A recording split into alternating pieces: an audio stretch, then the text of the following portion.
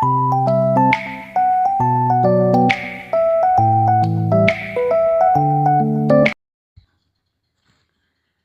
sudah sadar, hampir saja mencapai pintu kamar. Langkah Rian tiba-tiba berhenti. Dia mengedahkan tangannya, meminta sesuatu untuk diberikan padanya. "Apa? Kau minta apa?" tanya Tania tak mengerti. "Ponselmu."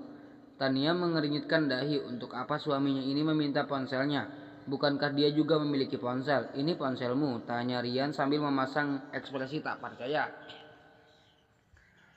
Bagaimana mungkin zaman sekarang seseorang masih memiliki ponsel yang tidak upgrade? "Iya, kenapa?" "Ponselku jelek." "Memang kesalnya karena ponselnya dihina." "Besok ganti," ucapnya dan membantingnya ke lantai hingga pecah berserakan. "Hei, apa yang kau lakukan?" "Ya Tuhan, ini ponselku." Tania langsung memunguti pecahan ponselnya yang merasa sayang dengan ponselnya yang masih bagus digunakan walaupun sedikit lemot. "Jelek, tidak layak pakai. Besok ganti yang baru dan kartu baru. Dan yang harus kau tahu, di ponselmu dilarang tersimpan kontak pria kecuali ayah, paman, dan juga Pamael." "Oh begitu, jadi aku hanya bisa menyimpan kontak pria 3 saja. Baiklah, berarti nomormu akan aku hapus," ucapnya santai. Tak tahu bahwa Rian memelototinya. "Aku ini spesial, tak perlu nomorku disimpan di dalam ponsel, cukup di dalam hatimu saja," gombalnya. Tania memutar bola matanya jengah, merasa aneh dengan ucapan suaminya yang terkadang bisa romantis juga. "Apa kau cemburu? Tadi aku dapat pesan dari Kak Rino. Dia hanya memberitahuku saja kalau ibu sudah." "Diamlah, jangan disebut nama itu di depanku." Suasana di meja makan terlihat hikmat seperti ucapan saja. Mereka tak saling berbicara, sibuk dengan santapan masing-masing. Juga Paman Raul yang makan dengan lahapnya karena dia baru saja pulang dari pekerjaannya. Amira juga sibuk dengan ponselnya. Sesekali hanya ada Tania dan Rian yang sedari tadi saling melemparkan candaan. "Rian, Tania, apa kalian mau menginap malam ini?" Rian langsung menggeleng. Dia beralasan akan menjenguk ibunya di rumah sakit dulu dan kemudian mereka kembali ke rumah. Nyonya Lona sedang sakit. Nata tiba-tiba bangkit dari duduknya. Dia menuju ruang belakang. "Rian, nanti tolong bawa ini. Sampaikan salam saja untuk Nyonya Luna." Paman Raul mengambil satu kotak bulu yang barusan ia beli. Dia perjalanan menuju ke sini. Semoga perhatiannya bisa membuatnya tersenyum bahagia. "Pakai ini." Rian memberikan jasnya untuk dipakai Tania karena udara dingin pada malam hari tidak baik untuk tubuh. Mereka saat ini sudah sampai di rumah sakit, bergandengan tangan hingga ia berhenti tepat di depan sebuah ruangan yang tertutup. "Rian, Tania, kalian kesini lagi." Nata tiba-tiba datang entah dari mana. "Iya ya, kita mau menjenguk ibu," kata Kak Rino. "Ibu sudah sadar." Rian memilih duduk di kursi sedangkan Tania masih berdiri dengan Nata. "Masuk saja, Tania. Ibu sepertinya belum tidur di dalam." "Ada Rino." Mendengar nama itu Rian langsung bangkit, tak mau membiarkan istrinya masuk ke dalam. Sendirian dia harus mengawasi tiap gerak-gerik dari kakaknya itu. Bisa jadi dia mulai kurang ajar lagi. "Permisi." Tania perlahan membuka pintu dan benar saja di sana sudah ada Rino. Pria tampan itu terkejut dengan kehadiran mereka. Tania bibirnya memanggil nama menantunya, tapi tatapannya mengarah pada Rian yang tak hentinya memandangi istrinya. "Ibu, sebenarnya apa yang terjadi?"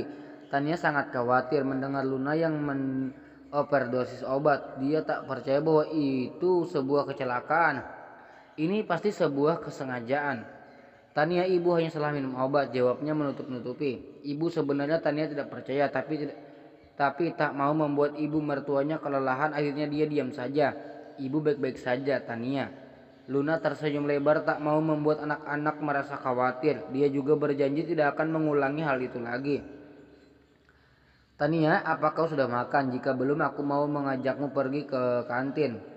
Mendengar ajakan dari Rino pada istrinya membuat Rian menggeram kesal.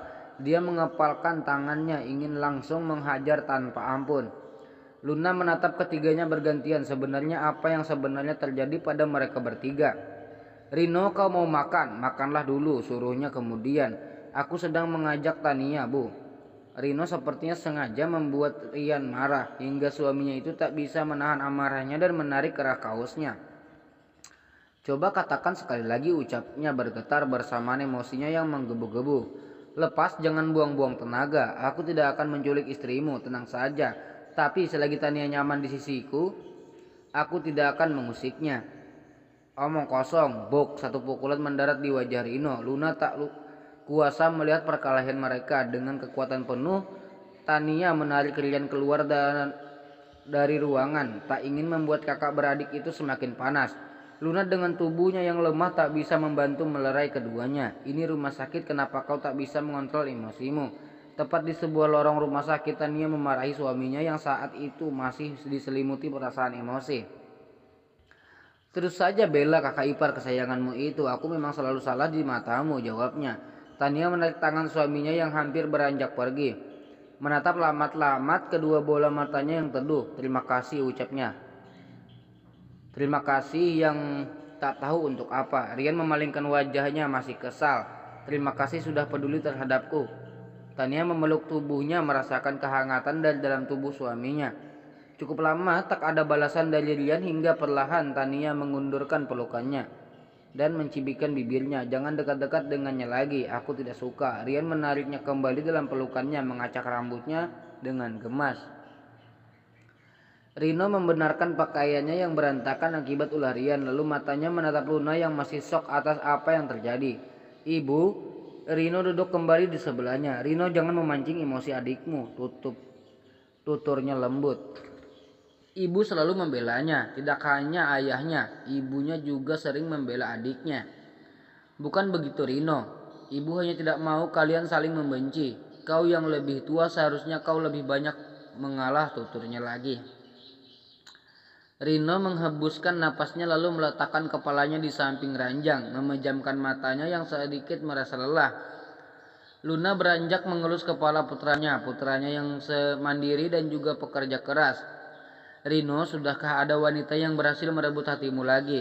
Tiba-tiba pertanyaan menyebalkan itu keluar dari mulut ibunya. Tak mau langsung menjawab, dia memutar bola matanya. Ibu, Rino masih sendiri, jawabnya malas-malasan. Tidak mungkin tidak ada wanita yang menyukaimu, pasti ada, bahkan banyak, ujarnya yakin. Jam dinding menunjukkan pukul 9 malam. Suara decit pintu terbuka mengalihkan perhatian keduanya. Rino, sudah makan. Sebaiknya kau pulang, besok kau harus bekerja. Bukan, hari ini kau sudah tidak berangkat, besok kau harus ke perusahaan, biar ibumu ayah yang menemani. Rino menatap sang ibu dan Luna menganggukkan kepalanya. Pulanglah Rino, kau harus beristirahat, kata Luna ikut menimpali. Setelah kepergian Rino, Nata hanya berdua di ruangan bersama istrinya. Kau juga sebaiknya tidur, kau pasti lelah, suruhnya pada suaminya yang sedang menatap ke sembarang arah. Wajah lelahnya tak bisa dibohongi. Aku tidak akan tidur jika kau belum tidur. Mereka saling bersitatap. Hari ini Nata terlihat peduli dengannya. Bahkan Nata yang selalu memprioritaskan pekerjaan untuk hari ini, ia sama sekali tidak berangkat ke perusahaan. Bahkan ia sama sekali tidak bekerja di depan laptop ataupun menerima telepon dari manapun. Dia benar-benar menutup semua akses pekerjaan hanya untuk merawat istrinya. Rian dan Tania akhirnya sampai di rumah. Rian tak henti-hentinya memperingati istrinya untuk tidak dekat-dekat dengan Rino lagi. Ponselnya sudah rusak, ia tak boleh menyimpan nomor kakaknya lagi. Jika maumu begitu, aku juga tak ingin kau menyimpan nomor Melin lagi. Aku tidak suka kau dekat-dekat dengannya. Tania menatapnya sengit jika membayangkan kejadian dulu saat Lilian masih buta. Ia menjadi kesal sendiri. Melin dengan sadarnya menggandengnya berjalan menuju makam. Kenapa diam? Tak mau, tanyanya lagi melihat Rian yang diam saja. Aku dengannya tidak ada apa-apa, dia hanya sepupu dari Pani, belanya. Ia sebatas sepupu bagimu, tapi baginya tidak. Tania menghempaskan tubuhnya ke atas ranjang. Hembusan napasnya terasa berat, ia sepertinya cemburu mendengar ia menyebut nama Pani. Baiklah, aku akan hapus nomornya dan kau juga tidak boleh menghubungi pria manapun. Tania terdiam di balik selimut yang baru saja ia raih hingga Rian mencoba menarik selimutnya, tapi Tania berusaha mempertahankannya. Hei, kau kenapa? Kau belum cuci kaki dan ganti baju. Jika ingin tidur, cuci kaki dan ganti baju dulu, perintahnya. Tapi Tania tapi Tania diam sambil mengeliat di bawah selimut. Brak, terdengar suara pintu kamar mandi yang ditutup. Tania perlahan menyibakkan selimutnya dan menyadarkan pandangannya. Dia berjalan menuju lemari dan mengambil pakaian tidur miliknya dan berganti dengan cepat.